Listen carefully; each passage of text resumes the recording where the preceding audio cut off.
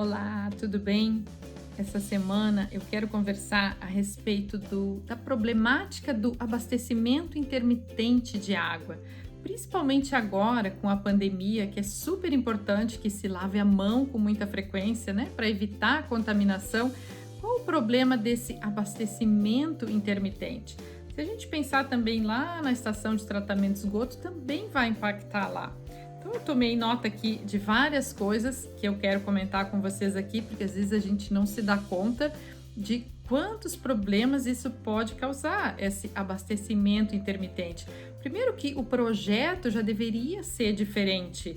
O projeto de um abastecimento intermitente deveria levar em consideração vários outros pontos que um projeto de um abastecimento contínuo leva em consideração. Mas geralmente não é isso que acontece. Se prevê que o abastecimento vai ser contínuo e às vezes acaba que não pode ser.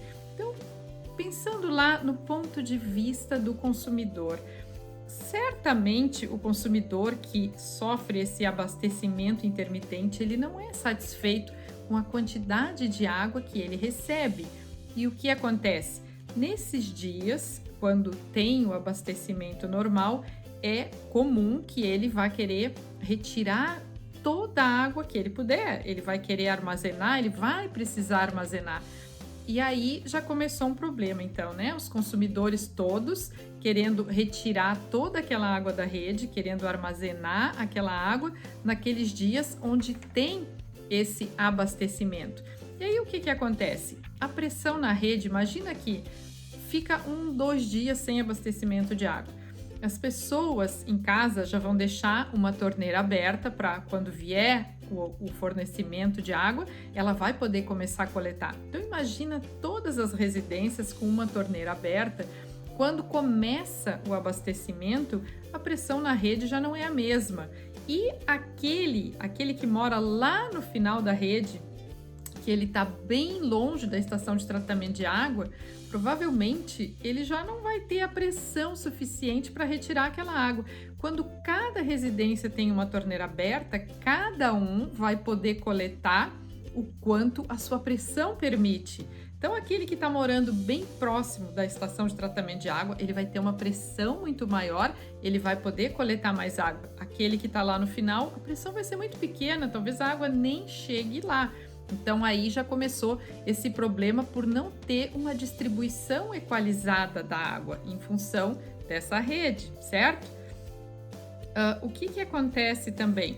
Se esse tempo de abastecimento ele é muito curto, o consumidor ele vai ter que retirar a água que ele precisa para armazenar naquele tempo curto, naquele tempo que o abastecimento é feito. E aí o que acontece? Vai se ter vazões muito grandes na tubulação de distribuição de água. Essa vazão muito grande, consequentemente, vai levar a uma perda de pressão maior. Então, a perda de pressão na rede vai ser grande e a pressão disponível lá na casa, né, do consumidor vai ser ainda menor. Então, imagina isso associado ainda com todas aquelas torneiras abertas, a pressão fica ainda menor. Aí a problemática realmente é muito grande. Se tem aquela vazão grande, a perda de pressão grande, a pressão na rede já não é adequada em função de todas as torneiras abertas, todos tentando coletar a água, armazenar, né, durante aquele período que é o abastecimento, então fica ainda pior.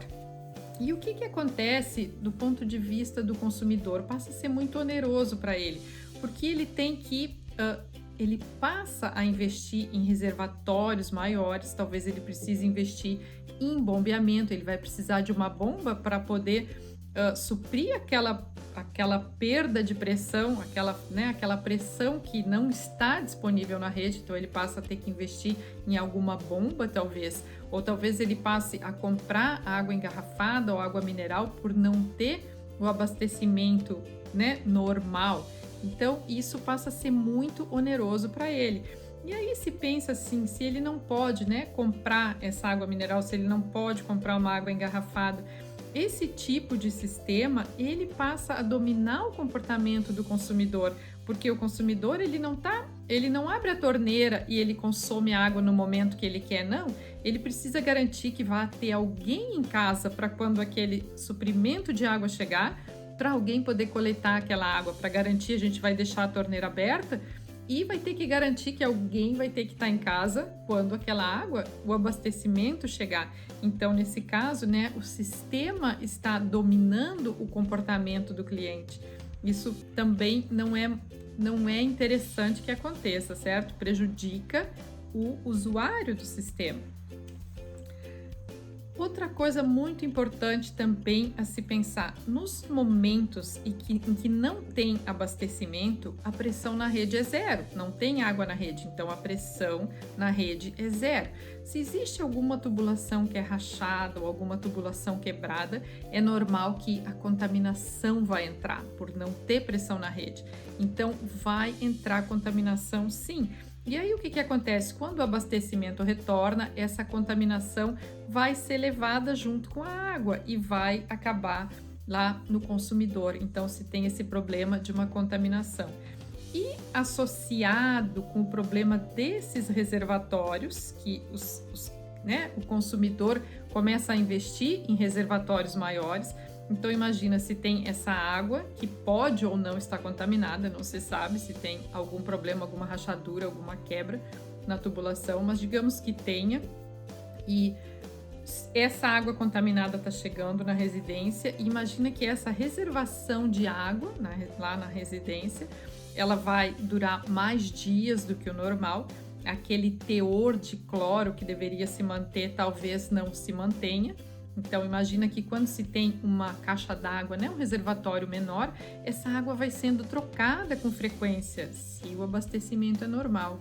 Se o abastecimento não é normal e precisa se fazer uma reservação por muito mais dias, então o consumidor tem que pensar que qual é o problema que pode estar embutido ali, aquela água passa a ficar muito tempo ali, e aí como que fica o decaimento do cloro, como que fica a contaminação dessa água? Então isso pode ser um problema de saúde, certo? Outra coisa que a gente tem que lembrar que é normal que aconteça, que o desperdício é muito maior. Por que o desperdício é maior se já quase não tem abastecimento? O que acontece é o seguinte, se alguém tem alguma reservação de água em casa, quando chega o abastecimento, novamente o suprimento, é normal que se jogue fora aquela água que estava armazenada e se troque por uma água nova.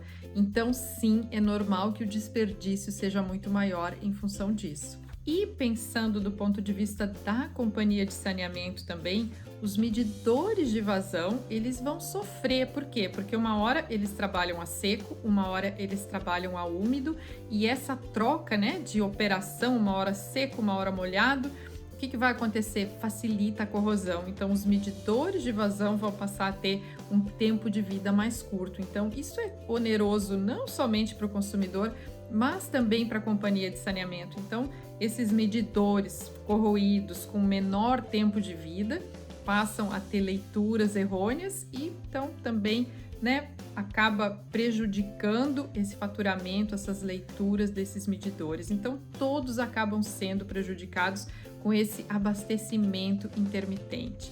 E aí, se a gente pensar lá na estação de tratamento de esgotos, o que acontece se tem um processo biológico e essas vazões, né, que podem ser, digamos que alguns consumidores, sim, eles conseguem fazer uma reservação para manter aquele consumo de água normal durante os dias que não tem abastecimento. Então, nesse caso, a geração de esgoto é normal.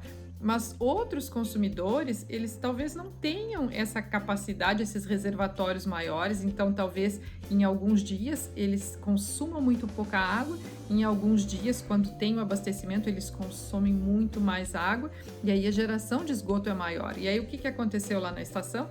Tem dias que a vazão é muito grande, tem dias que a vazão é muito pequena, e aí o tratamento biológico sofre, a eficiência do tratamento também sofre.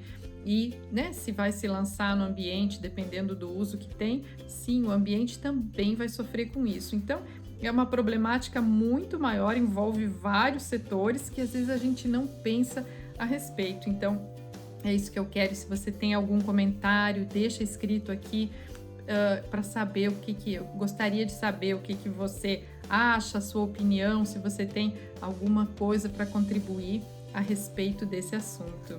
E para quem não sabe o que está acontecendo na Fundamentare, na semana passada a gente teve a nossa jornada, os primeiros passos na consultoria em tratamento de efluentes. Foram 3 aulas, a nossa jornada foi muito legal, quase 300 inscritos, todo mundo participou, foi super interessante. E essa semana as inscrições para o novo curso, para o nosso curso, novo, de formação de consultores em tratamento de efluentes estão abertas e essas inscrições vão estar abertas somente durante essa semana. Então, se você está interessado, se você quer saber o que tem de novo, de novidade nesse nosso novo curso, dá uma olhada lá na nossa página e lembra, é só essa semana as inscrições.